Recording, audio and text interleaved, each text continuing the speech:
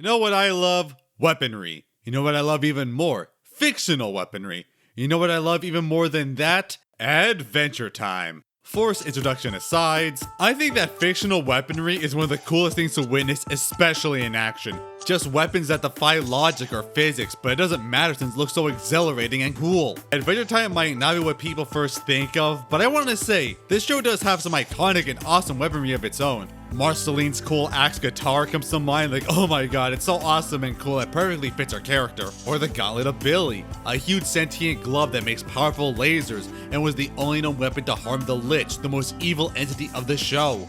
Granted, it got destroyed, but it was cool while it lasted. But come on. The real appeal comes from Finn's many swords. There's so many of them and plenty are iconic and badass in their own way. I know I have always focused on characters in Adventure Time in all of my videos on the subject, but I think some of the weapons deserve the spotlight. And honestly, they could be considered characters in their own right.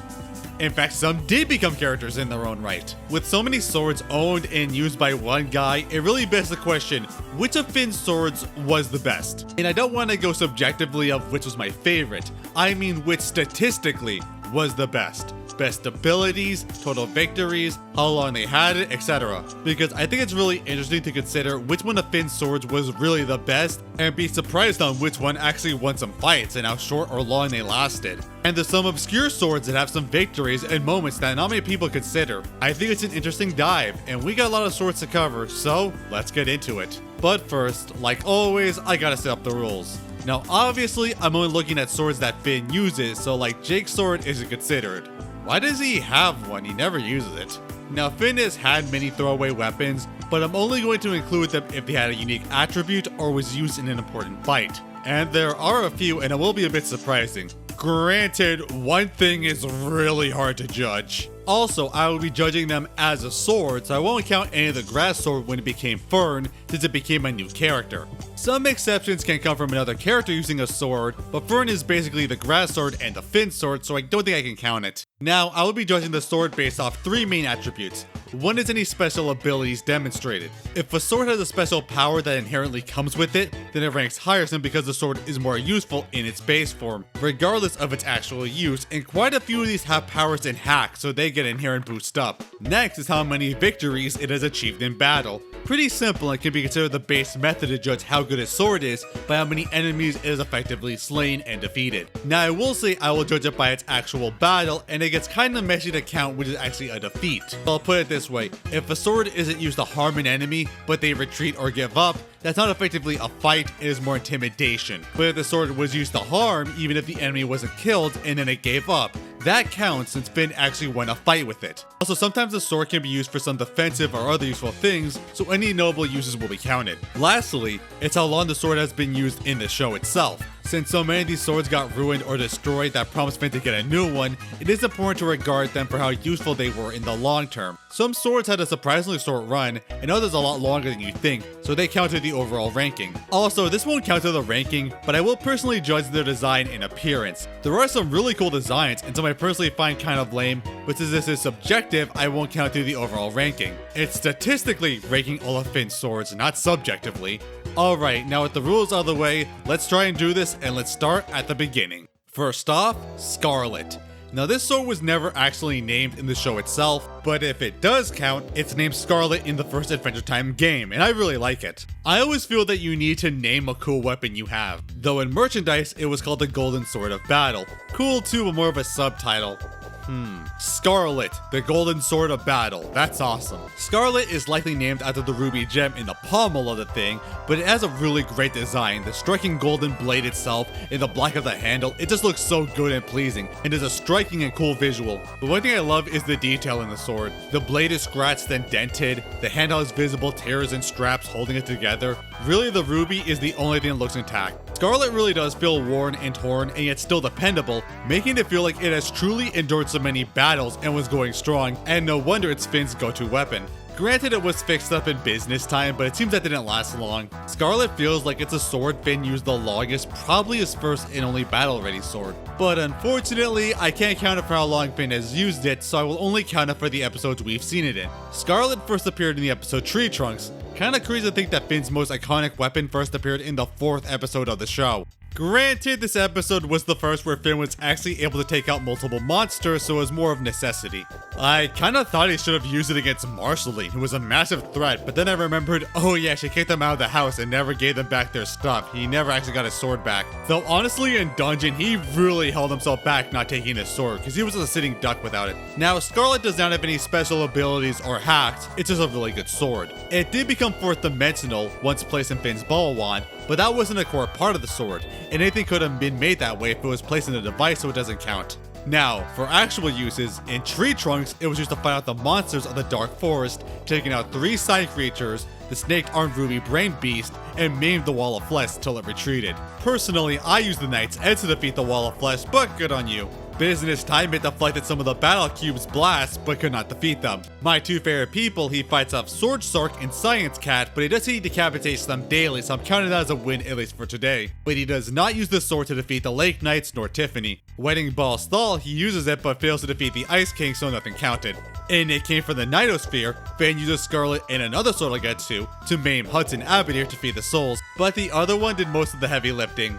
The Eyes showed him defeating a deadly fire dragon with the sword, and later successfully defeated the Ice King with it, even threatening to kill him with it, Jesus. Blood Under the Skin had him use the sword to get a bug out of their house. Disappointingly, it's never used again for the rest of the episode. Shame. Sure, Slicer could use a good decapitation. Slow Love had him try to use it to get back in the fort, but failed. Also, the fact that the snail ladies have jiggling butts bothers me much more than it should. Honestly, this episode is one of those that make me very harshly disagree with people saying that early Adventure Time was the best. The pods also had him use Scarlet to defeat the bean pods, but no actual wins. Also, who the boarded this shot and why? This is so wrong! And Silent King had Finn use a sword to deflect Zergiok's magic blast and inevitably defeat him twice. But its last appearance was in the real U, where after Finn's 4th dimensional bubble makes a black hole, Finn had to stop it with a wand making the sword 4th dimensional, and he somehow thought to use it to slay the black hole. Granted, I live out this scene anytime I tell my friends about the next video idea I have. Don't do anything stupid! I can't help it, man!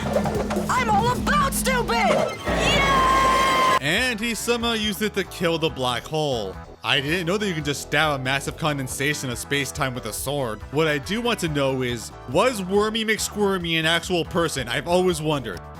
Oh, there you are. W. McSquirmy, I'm sorry. You haven't shown up for a single class. However, doing so seemingly destroyed Scarlet, as it did not appear when the hole exploded, so it was likely decimated by the act. Sad to see a good sword go, but hey, it went out incredibly. Scarlet appeared physically in 13 episodes and lasted in the show through 38 episodes. So all in all, I think Scarlet actually did pretty well, having some notable victories and lasting a solid chunk of the show. Pretty great sword for the baseline of the video. Now, I want to shout out this sword, as the wiki said it's called the Sword of the Dead. God damn. But oh my god, I love this thing's design. It's so cool. I love the muted colors, the ghostly jewels on the hilt, the crossguard made of gnarled wood, the skull pommel. It's so cool and perfectly feels like an undead sword. You probably don't know what this one is. Well, it was a one-off. It was used in It Came from the Nightosphere, as Finn just grabbed it off the ground as it was nearby to defeat Hudson in his Nightosphere form. It actually did a lot of heavy lifting, where he was able to stab and scale the Colossus pretty much by itself, and also used it with Scarlet to gruesomely slice through his soul sack and uses it to carve out the face to summon him back to the Nightosphere. This thing nearly single-handedly defeated Satan.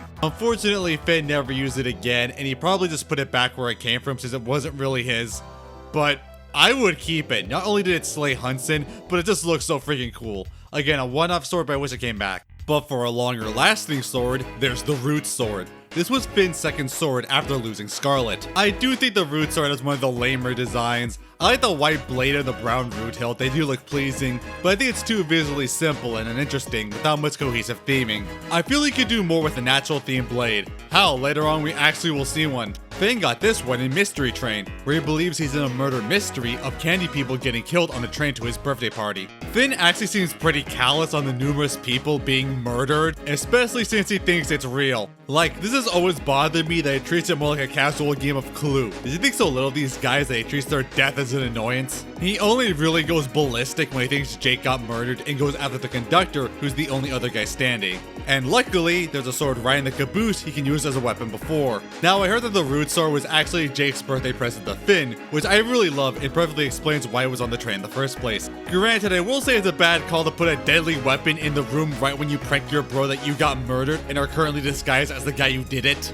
That could have gone really wrong. I mean, Jake got the train that doesn't even have finished tracks, so he probably just struggled thinking anything through with this. But then again, this sword couldn't even chop through Jake's wooden one. Doesn't seem to be too useful. Unless he did account for that and just dulled the blade so it wouldn't be lethal.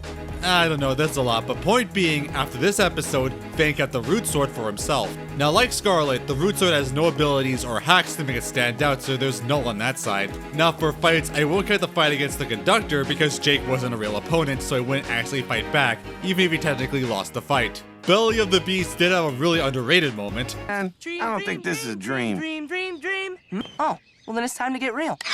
However, Finn fails to do any damage to the monster with the Root Sword, possibly proving my theory that Jake dulled the sword and never sharpened it back, so no victory there. In Mortal Recoil, he does nearly impale the Ice King with it, Jesus, but it was clearly to make him shut up and leave. Finn doesn't use the sword to fight the Lich in either episode, but then again, no mortal weapon can harm the creature. Only the legendary Gauntlet of Billy or a pink sweater with the power of liking someone a lot. Conquest of Cuteness, he nearly uses it against an intruder, but quickly drops it seeing the cute invaders, but never fights with it. Also, Bravest Warriors reference. Bravest Warriors! Jake vs. Meow had him use it against a tiny assassin when they were revealed. However, even though this was a legitimate fight, Finn couldn't actually defeat them as they were too small and agile. But at this point, the Root Sword was replaced a few episodes after by the Demon Blood Sword. However, since it was not destroyed, it just remained as more of a backup sword when Finn's current weapon got destroyed or lost in some way. Reappearing 5 seasons later in Normal Man, Finn uses the sword to climb up Wild Trap Mountain and its many dangers. Here, the Root Sword finally got its first victory against some carnivorous plants, and another one nearly made him victorious against himself, Jesus. And then reappearing in Elemental, where he tries to intimidate Pace and St. Pim, who wanted to kidnap 3 of the Elemental princesses, but surprise, a sword isn't enough to fight the might of a pure ice elemental. Yeah, so I did not expect this. I can't believe the Root Sword had basically no victories. Literally, its only one was decapitating 2 piranha plants. That really lowers them a lot in the ranking, good lord. However, the Root Sword arguably makes up for it in appearances.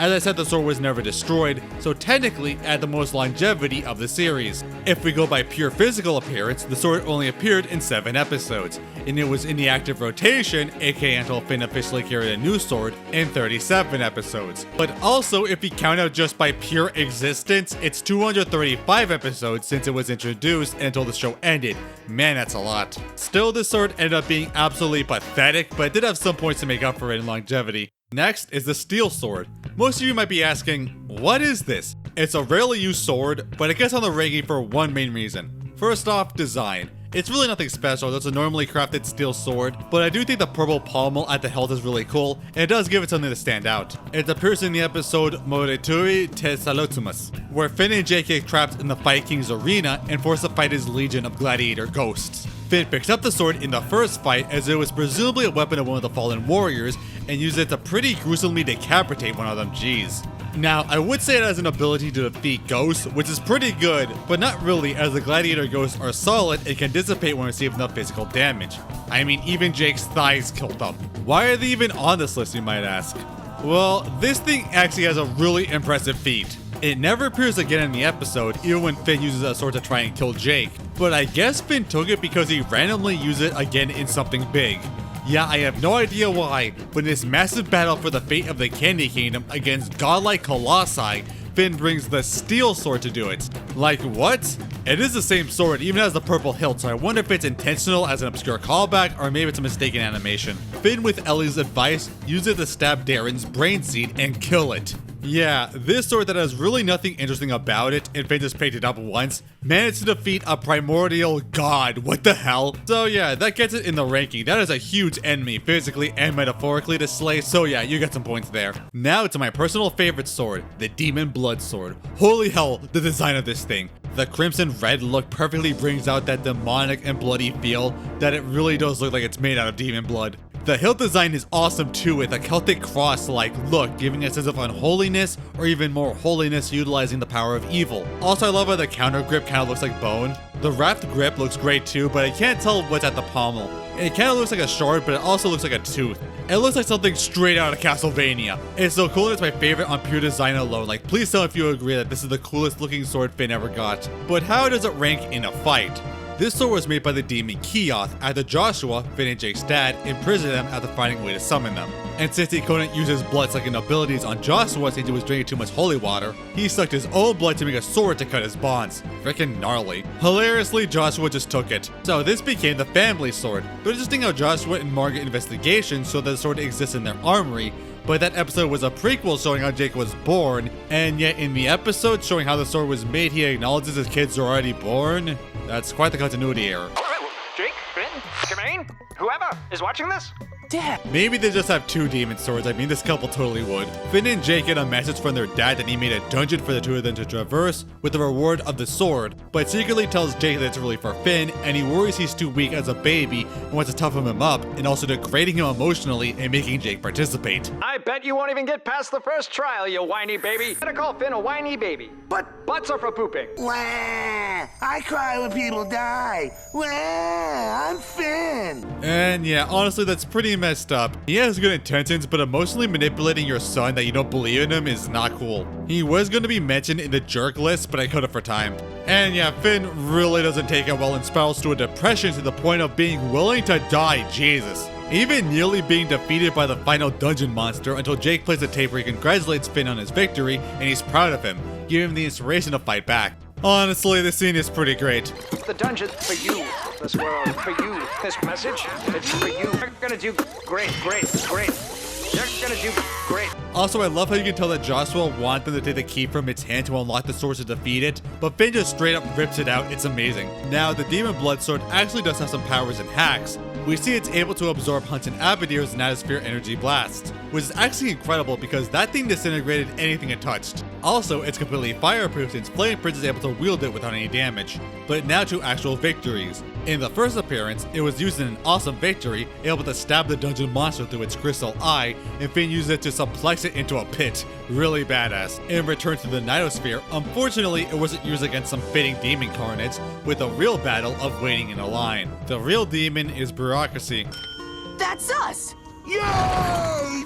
No! But it did successfully ward off Marceline possessed by the Nanosphere Amulet, absorbing their powerful nanospheric blast when it's usually instant death, even maiming them, allowing Marceline to take control. Since he did have all the powers of Hunson at the time with genuine malevolence, I will count this as a win for him. And beyond this earthly realm, he tried to use the sword in the spirit realm, but since they're already spirits, he couldn't kill them. Gotcha, he uses the sword to slay the shadow duplicates of himself, a fight that only happened because LSP being completely obnoxious and idiotic, but hey, at least it gave us a winning battle in this list. Reign of Gunthers, he tried to intimidate the Gunther clothes with a sword until Gunther wished they all had swords.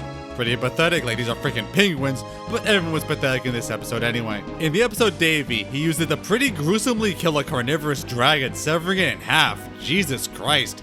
But probably one of the best parts of an otherwise forgettable episode. It appears in the Vaults of Bone episode. What I really love is Finn and Flame Princess exploring a dungeon together and building their relationship and sets up some turns. I just wish that Frost and Fire didn't it all up. Finn intimidates a skeleton man, but I won't count it since again it wasn't an actual fight. He tries to fight a hologram of a skeleton warrior, but it fails since it's not real. Unfortunately, Flame Princess did all the slaying in this episode, so no Finn victories. It appears again in the Great Birdman, as they go through the desert to find the Great Birdman, but it turned out to just be Zergiak, the Goblin King, after he was deposed, turning over a new leaf to dedicate his life to helping out his new bird friends. But since this was largely a non-combative episode, the sword didn't have any fights. In Pahoy, Finn used the sword to slay a blanket dragon, but I don't really know how much of this was even real in the first place.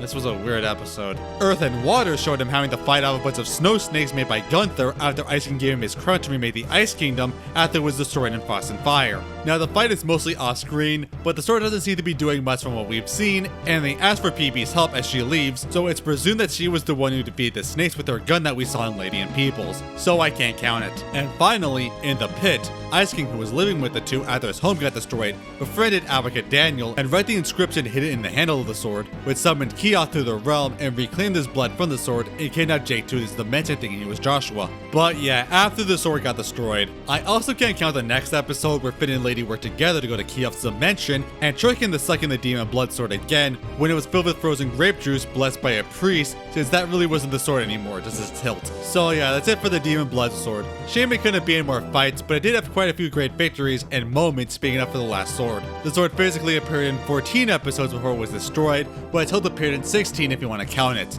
And it was in the active rotation for a whopping 68 episodes. Very nice job. So yeah, honestly, still pretty impressive all around. I think the Demon Blood Sword has a good chance of winning the best sword. Now for possibly the second most famous sword, the Grass Sword. People will probably jump to this one for the best sword, but let's really get into it. But I will say the Grass Sword has the most confusing appearances that make it a nightmare to rank. But let's get into it. First off, design-wise, the Grass Sword is very simple, but it works so well for thematic cohesion. It's literally supposed to invoke a blade of grass in a literal sense, looking exactly like a giant grass leaf in the shape of a sword that's neatly folded for its handle like origami. It looks so much like some kid actually just folded some grass into a sword. It's great.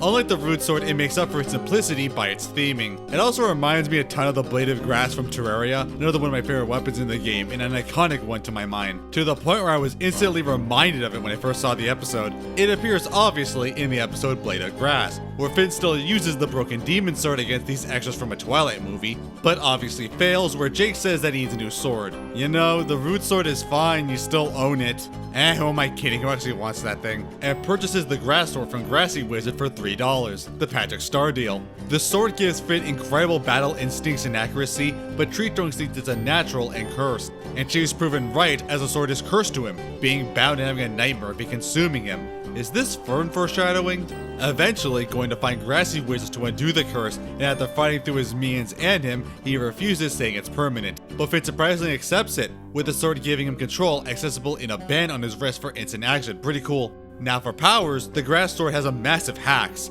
as it gives the user incredible skill, speed, and precision unlike anything else, trivializing most fights, which is arguably the most powerful ability a sword can have. It also has a flexible blade as well as regeneration if it's damaged, really great as well. But now to answer the question, how many feats and victories does the sword have? Now this is really hard to judge because the Grass Sword rarely stays as a sword and manifests in different forms that I don't know if I can really count as a sword anymore. First, he uses the sword against a gang of hooligans, but he mostly just cuts their hair to intimidate them. I don't know if that counts as a genuine maiming. I'm not, because they weren't actually harmed, just humiliated and intimidated, so people would probably disagree. Later on in the episode, he slayed Grassy Wizard's grass henchmen, including his giant tardigrade monster. Nice. The sword, since it's bound to Finn, does physically appear in every episode with Finn, but I'm only going to count it when he actually uses it in sword form. In Rattleball's, he, I don't know, simps for PB in his imagination and tries to intimidate a mannequin? Watch what you say about PB, bro.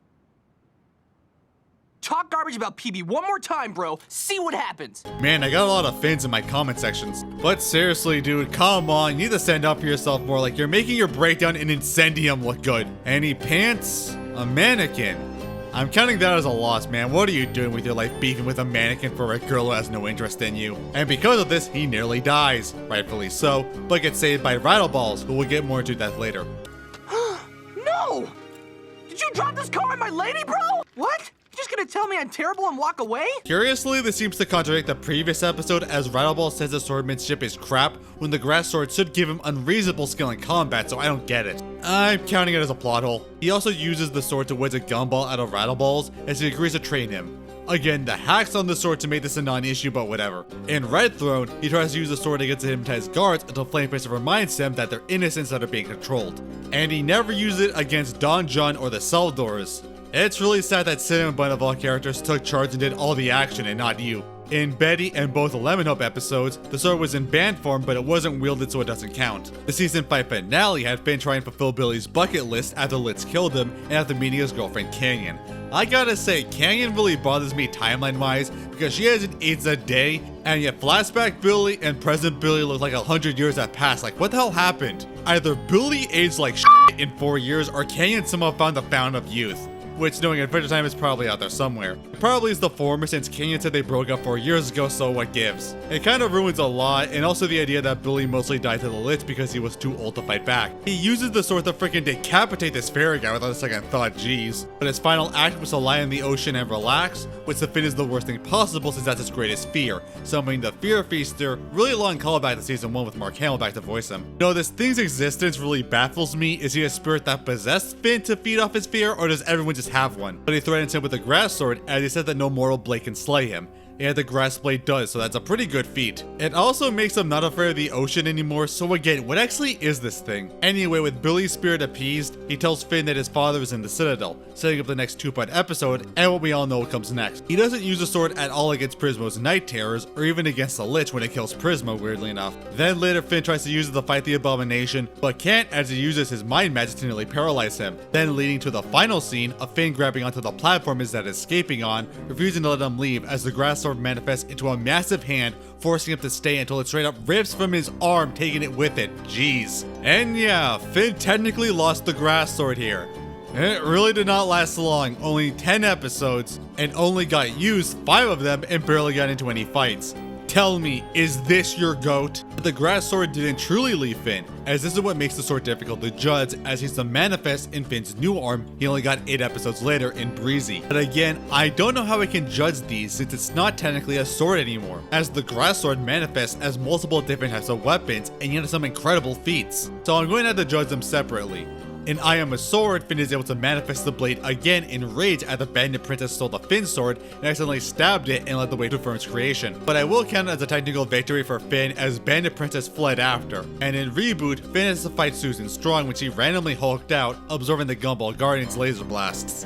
I still don't understand why. But it only becomes a sword for a second before becoming tendrils, which I can't count since it's not acting like a sword, and even more since it soon separates, creating Fern. Now again, Fern is another tricky case, as he is a manifestation of Finn Sword's consciousness through the grass sword's body and can use the sword. But I'm counting Fern as a separate person, as it's basically the focus of his arc, not feeling like he is the real Finn. It's very technical and people are probably going to disagree, but I'm not counting the grass sword as Fern to be the same grass sword. Besides, it also would count Finn's sword as well. So the grass sword actually did not have as many victories as people remember, at least when it was a sword. But if we count the grass sword in any form, such as its tendril attacks, then things substantially increase. In the comet, it's the first time the grass arm was used and weaponized, as it made a massive tendril that somehow didn't kill Finn via depressurization. And then it literally slices apart Orgulor from the inside and cuts him and the comet free. Yeah, they basically slayed a cosmic god even if he wasn't actually killed. The arm appeared again as it burst out from being frozen and severed Lich Jake's arm. So maiming the Lich even in a different form is a massive victory. And with the tendrils, he did successfully defeat Hulk Susan when the Gumball Guardians, Rattleballs, and Jake finally not holding back couldn't. These are some serious feats that launch a lot of the stats of the grass sword, but again, it's messy because it wasn't actually a sword during it. So the final rankings are gonna be hard. But for the longevity of the sword, as a sword, the grass sword was one of the lowest, only appearing physically wielded in 7 episodes, and in active rotation or used spontaneously in 12. But if we count the entire grass arm, it existed for a whopping 89 episodes, plus counting Fern as the grass sword still existing, that's 131. Only beaten by the root sword that technically was never destroyed. That's bananas. All in all, it's no wonder the grass sword is still remembered for being so powerful and memorable, with its feats and features, longevity, and the involvement in major plots. But again, most of that comes from pure technicality. Next is the Finn sword, another iconic sword in its own right, even if it had the weirdest origin on the list. Now design wise, it's pretty neat. It has a unique sleek shape to it, and the white does look good with the blue orb. But honestly, it feels more like a weird future sword than a Finn sword, and it's pretty uninteresting. I would maybe give some bumps and bants to make it more Finny, but that's just me, maybe people like it more. So Prismo made a backup plan in case he died, where Finn and Jake were in a paradox of his own creation, effectively trapped in a strange time loop.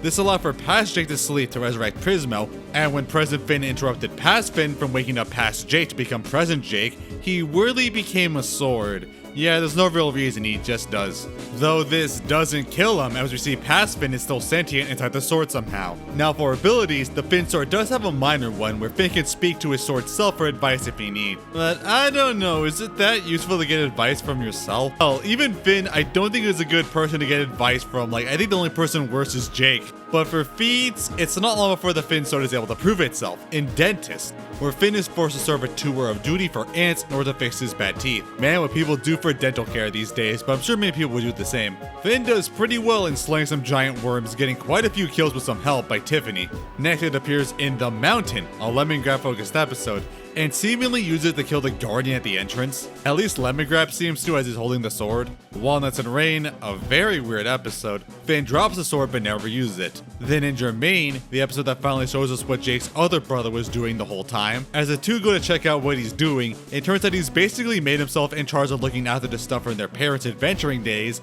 namely guarding the demons trying to get back their stuff. Guess Joshua really didn't stop at Keoth. Finn uses it to try and stop one of the demons but fails really badly. It appears in Water Park Prank. I really don't like looking at this episode, it feels so wrong. There's no combat, so there's no fights with it, and I am not watching more to be proven wrong. And you forgot your floaties. He tries to use it against Magic Man, but got egged. In football, he uses it to slice up some grapefruits, but no actual fights. In the first episode of the Stakes miniseries, Finn talks to the villagers from the monster after their livestock have been bitten by vampires, but defends Marceline. The villagers think he's a vampire hugger, and then tries to execute her. Jesus Christ, you guys are douchebags. I take it back, LSP should have just killed you all. But he fails to also hunt down the vampiric essence. In Crossover, Finn brings the Finn sword to the farmable dimension. However, he does not use it in combat. Then in Flute Spell, one of my favorite episodes, Finn has a sword working with Best Girl Hunter's Wizard, but unfortunately, again, doesn't use it in combat as Hunter's basically dealt with the Thunderboar. I Am a Sword had Finn lose the Finn sword in a canyon and it's picked up by Bandit Princess. And Bandit Princess uses it as a weapon to maim and rob people to Sword Finn's dismay, being forced as a weapon of evil. Like, she actually kills people, Jesus. But technically it's a win using the Finn sword, even if it's by Bandit Princess. Also, this episode is a set of callbacks to previous episodes, it's nice. She slew or defeated a Ritz passerby, a spiky man guard, decapitated the Spike Mayor, and I'm not counting Box Prince, it is just a box. However, in the final confrontation, Finn grows back the grass sword from the grass arm and accidentally stabs Finn's sword, breaking him and presumably killing him, and setting up for Fern's creation. Should have disallowed Jake to take it from her. Finn's is full of bad calls this episode. He does carry it in Musical, however, where he seems to be alive but he can't talk to it. He still carries the sword in Pre-Boot, but doesn't use it against Dr. Gross's hybrids. And in Reboot, Finn tries to use the sword against the giant electric eel to no avail, so Jay takes it out. He also fails to use it against the hulked out Susan. It does destroy her Neuralink so she comes back to her senses, so I guess it just defeated her, but the grass sword really did it. And after this fight, Finn loses both the Finn sword and the grass arm completely, which makes Fern. So yeah, the Finn sword really got a lot less wins than I thought it would. It's better than the Root sword, but still, I really remembered it being used more. Now for longevity, the sword is no slouch, having 15 physical appearances and was in active rotation for 63 episodes. Not bad, but again, I did expect better in actual battles. Before I move on to main swords, I want to touch on some more light ones. First, I don't know if I should count the lightning sword. Pretty nice design, cool lightning blade, and cloud hilt, so the theme is nice and cohesive. It appeared in Dungeon Train, about Finn getting addicted to exploring a seamlessly endless train cart filled with loot going on forever. A veritable infinity train, if I do say so myself. Now the train seemingly draws in adventurers and gives them a pure exhilaration thrill with its awesome loot and goodies to the point where it makes the other adventurers bosses. That would be an awesome MMO, honestly. One of the loot Finn uses is the lightning sword. The lightning sword makes it on the list largely for its ability, being able to make powerful lightning blasts with ease that decimates opponents, and demonstrated with crystal ants. But unfortunately, this is its only appearance. Kinda wish they kept the loot. It is really good loot despite the whole addiction factor of the place.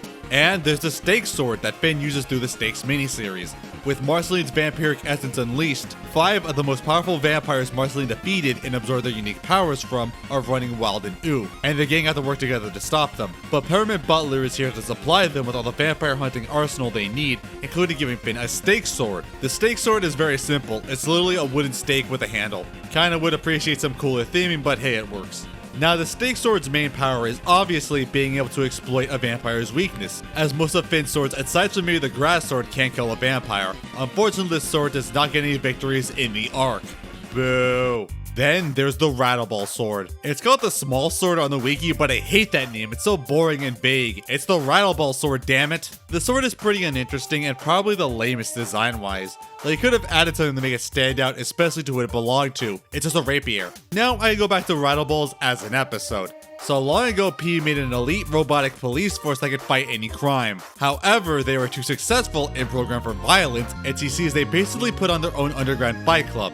And apparently PB decides they're too dangerous to live and kills all of them without a second thought, with Rattleball just barely able to get the willpower to defy our orders to save his own life. Now, I've called this out as being a complete atrocity, it's genocide, technically filicide, and the show calls out Ice King for doing something similar, but not her. I have heard people defend her like, well, they're a massive threat, of course she had to. And sure, if they were a rampaging army trying to take over the kingdom in the moment like Goliad, I would understand this last resort measurement. But it's not. They were made to be this way by her own hand and killed them the second she realized they had some amount of free will. They didn't even hurt anyone, they just fought themselves. They're not mindless, they are sapient. Rattleball is probably the most willpower of them, but they're all basically alive, that was the point. They're still ultimately under her command as Rattleball still obeys her. And she doesn't like try to teach them to be better, potentially reprogram them since they're all robots. Hell, if she can modify Lemongrab's mental state, then anything's possible. Or just put them in a sleep mode and have a few elite agents active at a time and reawaken them when the kingdom is in crisis like it always ends up being. Nah, just kill them all. Kill these very sapient beings, practically your own children, out of pure paranoia. But hey, it's totally not like PB to commit atrocities because of that, right? Right? So yeah, PB deserves so much hate for that, and especially for not getting called out on it. Hell, she actively avoids responsibility, so she's not only a monster, she's a coward. Say, what happened to them Rattleball boys? Okay, you guys, keep up the good work. And is also putting the kingdom into a very vulnerable state with the most incompetent police force in the universe because of it, fundamentally risking our entire kingdom. But hey, she had to do the worst case scenario over nothing. Good job, PB, good job. The sword, I forgot. So yeah, Rattleball was forced to live in the dump in secret until he found Finn and agrees to train him to be a sword master like he is.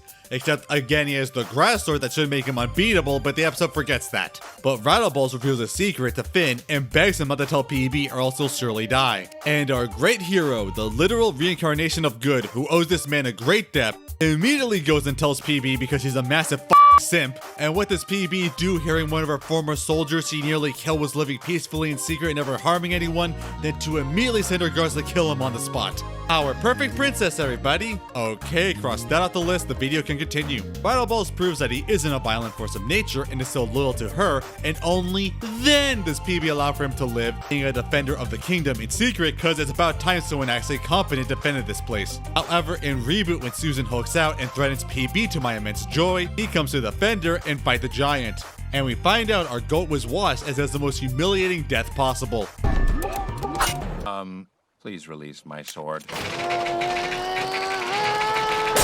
I'm not gonna say anything, I'm just gonna say I'm sure Jake would want to go out the same way. Technically, he is later sent to the hospital to be repaired, but he's functionally dead. So after the firm was made, Finn lost 2 swords, he is seen with a similar sword Rattleball uses, implied that he took his mentor's sword after his death, which I think is nice. Finn does use it to help Susan get out of a coma, but finally uses it in action in The Invitation, starring the Islands arc. There he officially starts using it and fights the human transport ship but fails. And then voyages to find the island of humans, and thank God he literally killed his fear of the ocean. While the sword appears throughout most of the arc, it is rarely used, mostly since the Island series is a lot less combative than the others, focused more on lore building and character exploration. Like really, the second half of this series is phenomenal, some of the best stuff in the show. However, when that's done, it's thrusted right into the Elemental arc, with Oo now taken over by elemental magic. He tries to use the sword against a transformed Marshmallow, but stops. Uses it to break the ice dome surprisingly without the sword breaking. It tries to attack the elemental patients, but failed. Finn though really doesn't use the sword for the last half of the Elemental arc, not even in the Dangerous Fire Kingdom. He literally steals Wyatt's arsenal. Why are you stealing from Wyatt of all people? I loved how it was in 2 whole arcs but didn't do anything. But then in Whispers, when there's no arcs, it finally was able to do something, as Sweepy was being hunted by a monster, as we later find it was the hand of the Farmworld Lich, after Jake ended up shoving it to every reality. That really should have been more of a problem than it ended up. He hunts down the hand until he gets a drop on him and nearly ended him. However, Sweet Pea comes and takes his courage from Finn to fight back against his evil counterpart. It takes the sword to slay it. Finally, some actual victories. I thought this was going to be worse than the Root Sword. Still, slaying the Lich is no small feat, so finally something impressive comes from it, even if the Lich isn't too physically threatening in this form. And finally culminating in the Wild Hunt, another of my favorite episodes. Huntress Wizard really gets some of the best episodes, she needs to appear more. Finn's guilty about slaying Fern and is having trouble killing anything else, which is problematic when his strange monster, HW names the Grumbo, is terrorizing the Candy Kingdom and the local forest, as HW helps Finn to slay it, being indispensable for Finn to move past his guilt. Certified best girl. Well, okay, no, Raggedy is certified best girl, but C is a close second. The sword did manage to somewhat easily slay the behemoth, which is another great feat. However, its Molten Fudge was too much and it got destroyed. Womp womp. Wait, so this didn't destroy the sword, but hot chocolate did? So yeah, the Rattleball Sword was practically useless for most of its appearance, but did get some good victories at the last minute. The sword appeared physically in 13 episodes, but as mentioned, it only got to do anything for about 5, and the sword was only in rotation for about 22 episodes, which is pretty weak all things considered. But we're nearly done with the list, as now we go to our last sword, the Night Sword. The final sword Finn ever received during the run, and replaced the Rattleball Sword once it got destroyed. Design-wise, I'm not a fan. It's nice in a bubble, but for something called the Night Sword and with its powers, I expected something cooler, like the Night's Edge in Terraria. A lot of Terraria references in this video, but what can I say, that also has some cool ass weaponry and was my childhood. I feel the color should be darker and more ominous and give more demonic feel. This one just feels like a one-off sword, it doesn't have any cool details. After the Rattleball Sword was destroyed in the fight with the Grumbo, Finn needed a new sword and Permanent Butler is here to help, forging the Night Sword but needs a demonic essence to power it, and summons Hudson to do it, which he accepts. As for powers, the sword has the ability to seal demonic forces as it was made with magic, and we see it can bind Hudson but not defeat him. A pretty powerful ability, even if its limitations are pretty vague. It also has a compass, but who cares, it's not like getting lost was ever a problem. We also see it's able to harm ghosts, which is a pretty powerful ability. For fights, we see him sever some tendrils of angry ghosts, but they retreat, so I can't add it as a victory. Can they even, like, kill Hudson? He's basically a god and he has no soul himself. Can't kill my dad! Oh, I'm sorry. No!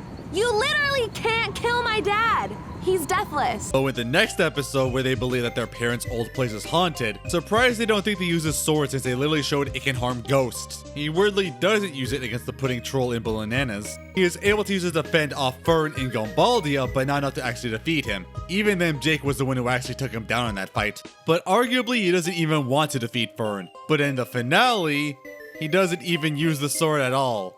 So, that's it. I can't believe it. The Night Sword is the only sword on this list to not win a single fight. Man, really disappointing considering the power we're told it has. Sword will serve you much better than your old cursed grass sword. You lie! You lie! That sucks.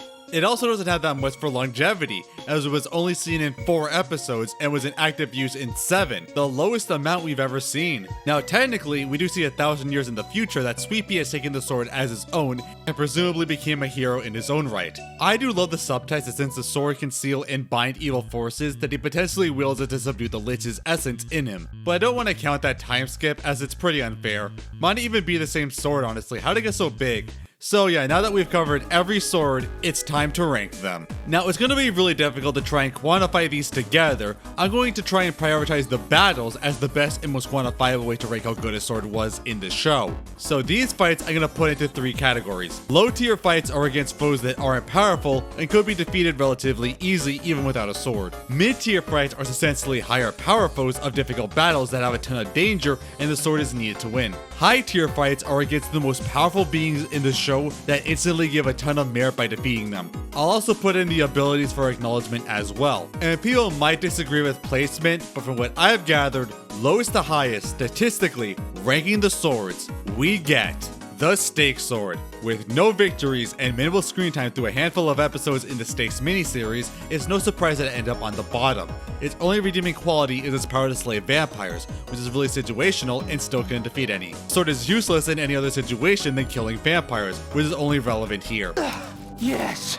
Finn, she's dead. Oh, thank God.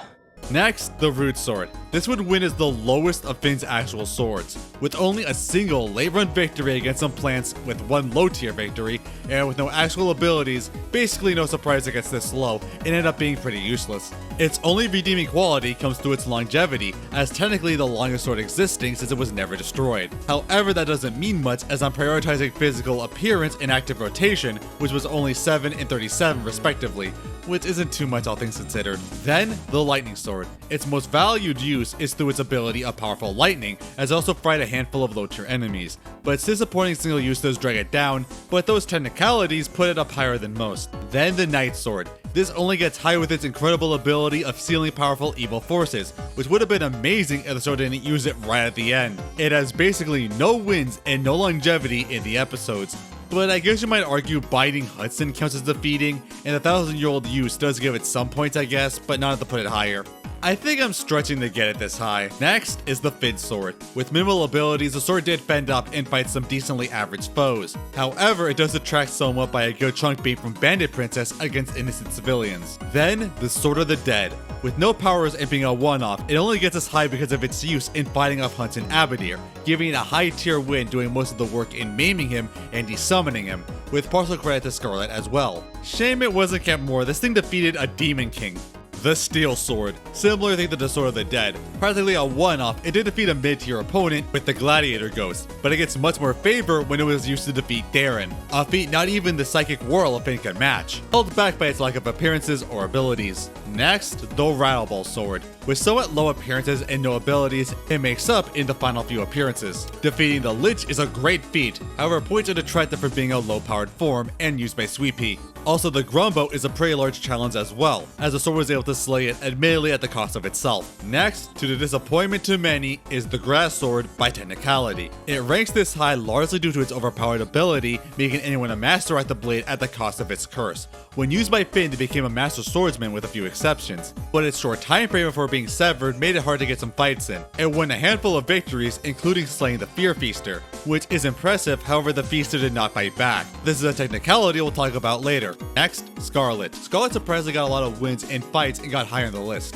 Its main detraction comes from its lack of abilities, but the sword did great fighting off many threats in the early season and coming out with the most amount of victories by a single sword. Even partially defeating Hudson, which as I said was mostly by the Sword of the Dead. Still, its amount of victories was great by sword standards. But for the greatest sword in the show, the Demon Blood Sword. I knew it had the potential. Its great ability of absorbing demonic energy proved pivotal in escaping the Nightosphere and surviving the instant kill blasts. It even had a complete solo victory against a Nightosphere amulet-powered Marceline with all of Hudson's abilities. Not only that, but it won quite a few number of impressive battles against fearsome foes, and its great longevity and active use easily puts it on top of the list of the best sword in Adventure Time. But that's by sword. If we count full swords here, the Demon Blood Sword wins. If we count the swords as an entity, then the Grass Sword easily wins as it takes over Finn's arm acting as another weapon. It exists in the arm for a long time from Blade of Grass to Reboot where it becomes Fern. The Grass Arm as it is adds a bunch of higher tier victories like Orgolorg, Farmworld Lich, and Behemoth Susan, and was indispensable in saving the day multiple times. And that's not including it existing as Fern as a separate character. And I would technically have to lump it with the Finn Sword. So, by technicality, the Grass Arm, or by extension the Grass Sword, wins as the best Adventure Time sword.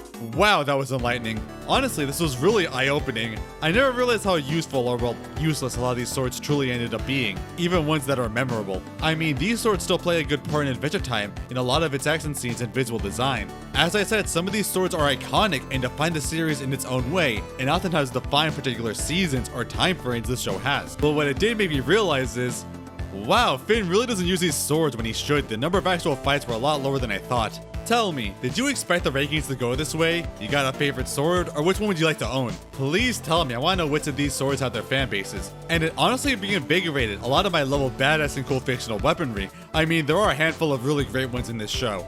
So, now I introduce a weapon of my own. The Shady Blade. This weapon was forged in a frozen star, as its blade has the abilities of fire and ice on both sides, so it will show up in all future Adventure Time based videos going forward. And now with my blade, it's time to go adventuring!